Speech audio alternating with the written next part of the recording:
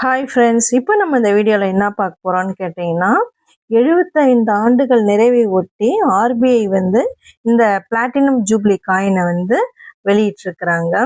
இதனுடைய லோகோ பார்த்தீங்கன்னா, பின்னாடி பார்த்தீங்கன்னா பனைமரம் இருக்குது, அதில் வந்து புலி. இது ரெண்டுமே சேர்ந்தது தான் வந்து ஆர்பிஐயின் வந்து அதிகாரப்பூர்வ சின்னம். இது பார்த்தீங்கன்னா ஆங்கிலத்தில் வந்து ரிசர்வ் பேங்க் ஆஃப் இந்தியா அப்படின்னு சொல்லிட்டு தெளிவாக எழுதியிருக்கிறாங்க.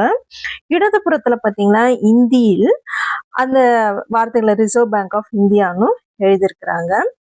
இதுல முக்கியமான வார்த்தைங்க என்னன்னு பார்த்தீங்கன்னா, பிளாட்டினம் ஜூப்ளி மற்றும் 1935 முதல் 2010 இந்த காயின் வெளியிட்டது பார்த்தீங்கன்னா 2010ஆம் ஆண்டு தான் வந்து வெளியிட்டிருக்கிறாங்க. இது வந்து ₹1 நாணயம். இது ₹1 நாணயத்திலையும் வெளியிட்டிருக்கிறாங்க. இதை பத்தி டீட்டெயிலா நம்ம இந்த வீடியோல பார்க்கலாம். எந்தெந்த காயின்ல வந்து வெளியிட்டிருக்கிறாங்க அப்படின்னு சொல்லிட்டு நம்ம பார்க்கலாம். 1935ஆம் ஆண்டு ஏப்ரல் 1ஆம் தேதி தான் இந்த வந்து வரலாற்று நாள்னே சொல்லலாம். இந்தியாவில் ரிசர்வ் பேங்க் ஆஃப் இந்தியா வந்து இதை வந்து நிறுவப்பட்டாங்க. அன்றைய தினம் தான் நிறுவப்பட்டது. இந்திய நோட்டுகள் அச்சிடுவது, நாட்டின் நாணய நிலைமைத்தன்மையை காப்பது, வங்கி கடன் முறையை கட்டுப்படுத்துது எல்லாமே பார்த்தீங்கன்னா ஆர்பிஐயின் பொறுப்புன்னு சொல்லலாம். 1937ஆம் ஆண்டில் மும்பைக்கு வந்து மாற்றப்பட்டது இந்திய வங்கியின் தலைமைச் செயலகம். அன்றிலிருந்து இன்று வரை பார்த்தீங்கன்னா ஆர்பிஐ இந்தியாவின் பொருளாதார முதுகெலும்பாக நின்று கொண்டிருக்கிறது. இந்த 75 ஆண்டுகள் கடந்தன.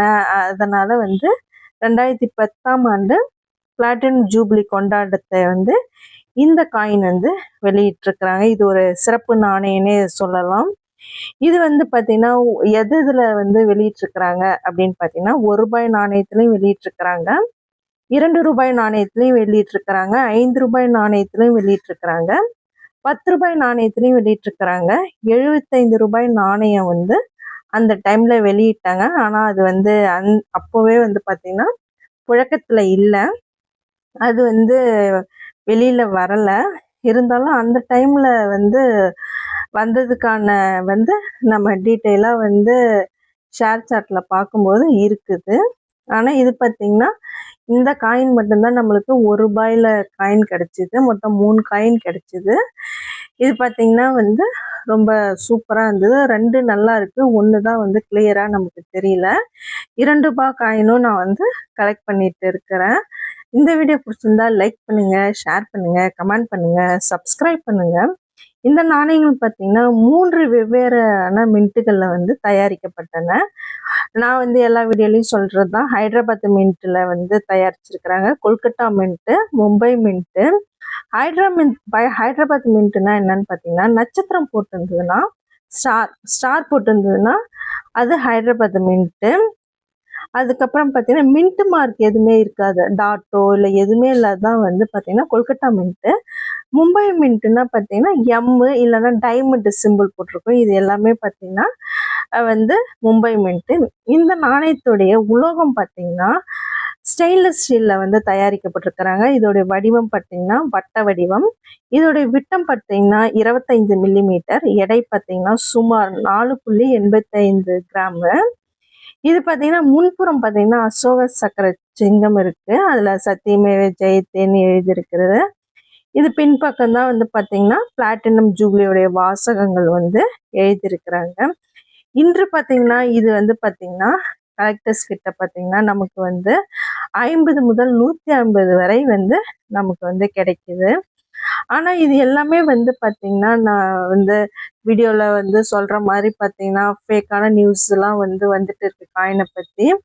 அதெல்லாம் வந்து பார்த்தீங்கன்னா 50,000 போகும் அப்படின்லாம், ₹1000 போகும் அப்படிலாம் சொல்கிறாங்க. அதெல்லாம் நம்பாதீங்க. எனக்கு வந்து பார்த்தீங்கன்னா ஜஸ்ட் வந்து எனக்கு ஒரு ₹10 தான் இது கிடைச்சிது. இது பார்த்தீங்கன்னா நமக்கு வந்து ரொம்ப வந்து சூப்பரான கிளாரிட்டியாகவும் வந்து நமக்கு வந்து கிடைச்சதுன்னு சொல்லலாம். இது வந்து இந்தியாவின் 75 ஆண்டு பொருளாதார வரலாற்றை கையில் வைத்திருக்கும் ஒரு நினைவு பொக்கிஷனே சொல்லலாம். இன்னும் இந்த மாதிரி சுவாரஸ்யமான வீடியோக்களை வந்து நீங்கள் பார்க்கணுன்னா என்னுடைய வீடியோவை தொடர்ந்து பாருங்கள். இன்னும் உங்கள் வீட்டில் இந்த மாதிரி காயின்ஸ் இருக்கான்னு சொல்லிட்டு எனக்கு கமெண்ட் பண்ணுங்கள். இன்னும் எந்த மாதிரி காயின்ஸ் வந்து நீங்கள் பார்த்துருக்குறீங்க, ஆனால் வந்து சரியான டீட்டெயில்ஸ் தெரிலனாலும் எனக்கு கமெண்ட் செக்ஷனில் பதிவு பண்ணுங்கள். நான் அதை பற்றியான வீடியோஸும் வந்து நான் போடுறேன். Okay, bye friends.